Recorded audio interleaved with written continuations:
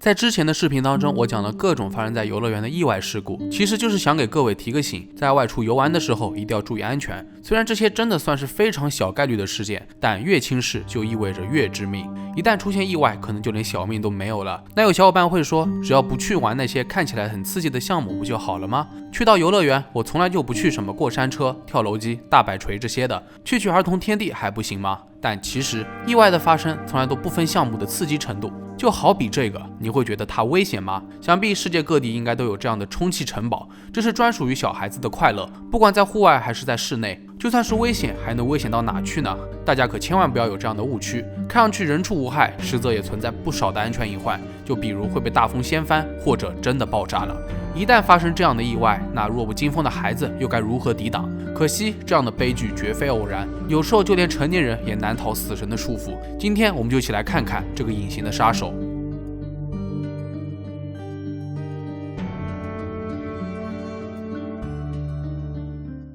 充气城堡顾名思义，就是外观酷似城堡的充气游乐设备。它的原型是一个叫做约翰·斯库洛克的美国工程师在1958年发明的现代充气帐篷。后来他还为美国 NASA 发明了一款安全气垫，专用于特技表演以及消防领域。在1980年的时候，斯库洛克就经营了一家室内游乐园，里面摆满了各种他发明的充气游乐设施。直到后来，人们对于充气城堡的开发越来越五花八门，就比如滑水道、泳池、篮球馆，甚至还有 DJ 婚礼等等。它已经从最初的充气帐篷发展到适合各个年龄段的充气主题公园，直到2014年，该行业的价值估计为1亿美元。通常来说，充气城堡采用的是又厚又坚固的 PVC 布，电动鼓风机负责充气，在持续充气的情况下，即使有小泄露也是无伤大雅的。那么，软绵绵的充气玩具究竟是怎么造成意外事故的呢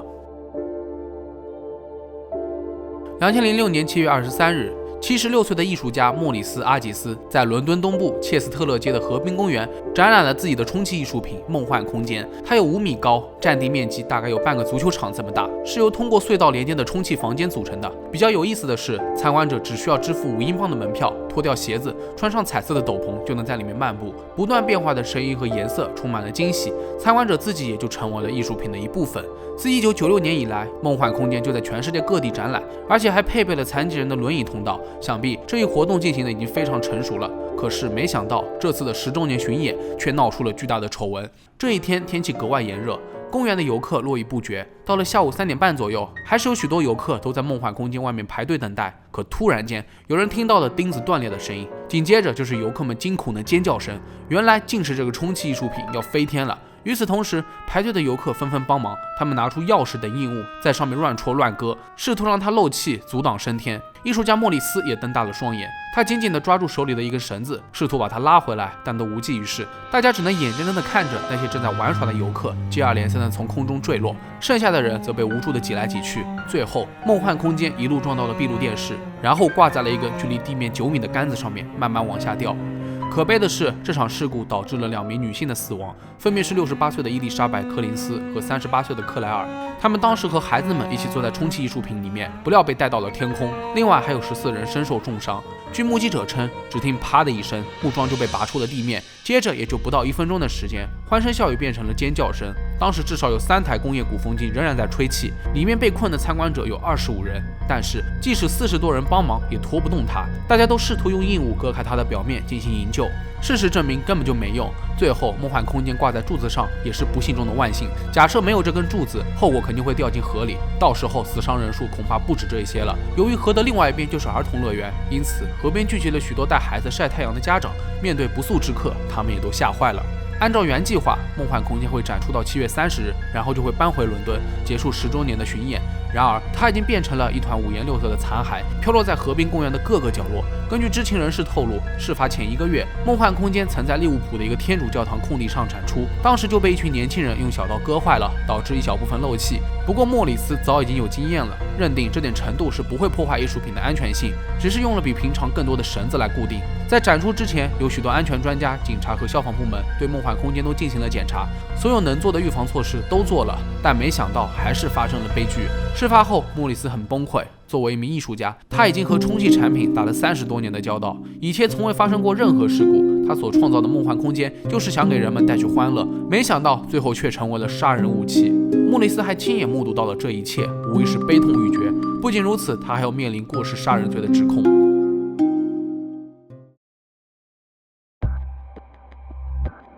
2021年12月16日，这是一个风平浪静、阳光明媚的日子。澳大利亚塔马斯尼亚的一所小学正在兴高采烈地举办活动，现场大约有40名学生以及家长和老师。因为这一天是这个班级小学生涯的最后一天，所以学校为孩子们特地精心准备了各种各样的精彩节目，其中就包括了充气城堡。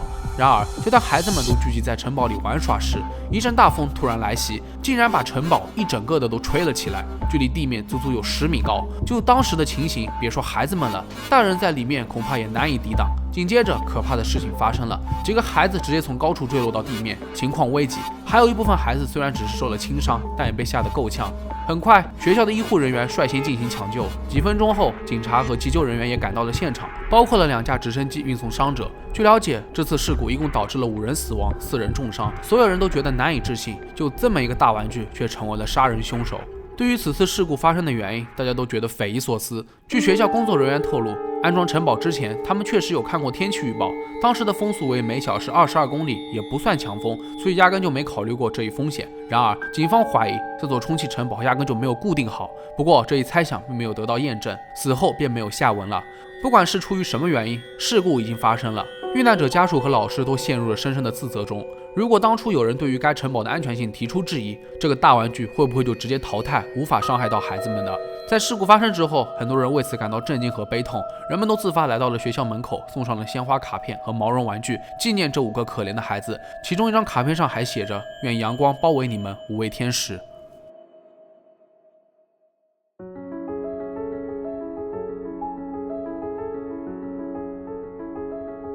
看着庞然大物的城堡，至少得有300-400斤重，竟然如此弱不禁风。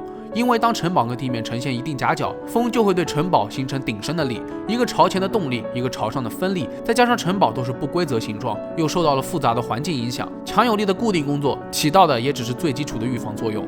据了解，近6年来，我国也发生了至少20起充气城堡的伤亡事故，实在是让人揪心。而且大部分事故的发生原因都是因为大风天气没有做好固定工作，有的经营者就垫了个沙袋，或者是随便找了一棵小树绑着。如果突然刮了风，城堡绝对会被掀翻。到那个时候，不是把孩子们甩出去，就是把孩子们压倒。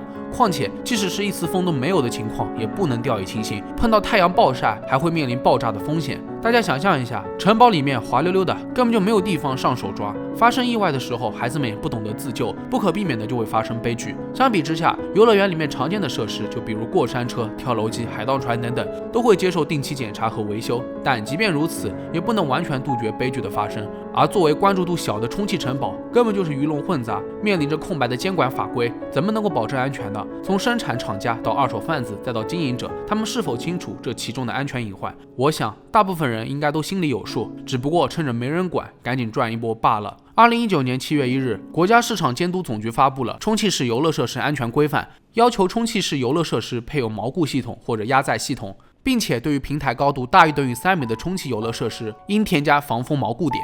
可即使是这样，现在还有很多充气城堡无视风险，安全性依然很差，有的甚至都没有资质，冒险经营。不管是生产者还是经营者，都必须要牢记，任何一座弱不禁风的充气城堡，都可能是在拿孩子的生命开玩笑。任何一个行业的安全规范，都是从一桩桩的事故当中吸取的经验教训。现在既然有了明确的规范标准，相关部门也应该加大检查力度，杜绝安全隐患。唯有严格监管，一步步完善法律法规，才能不让充气城堡变成夺命城堡。那好了，本期视频到这就结束了，希望各位小伙伴们都能够提醒周围的人，玩充气城堡之前务必要细细考量。如果你觉得视频做得还不错的话，也别忘了点赞、收藏和投币。我是真真，咱们下期视频再见吧。